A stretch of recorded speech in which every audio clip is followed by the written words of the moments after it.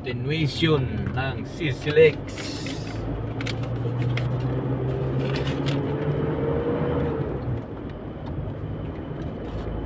7 minutes ang haba ng tulay. Ano yun doon? Straight na. Grabe guys. Bukas sa Wednesday guys, putol-putulin natin yung 3 minutes kasi hindi kasya. Malayo talaga.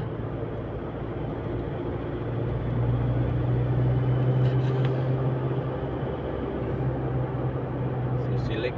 Oh, may continue pa pala dito. Dagdag pa.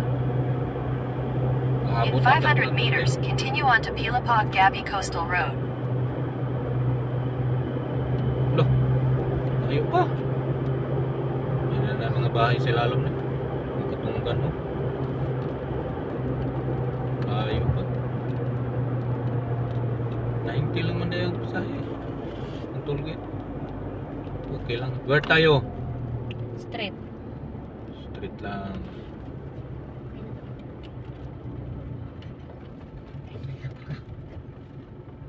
Oh, okay na doon. Straight na.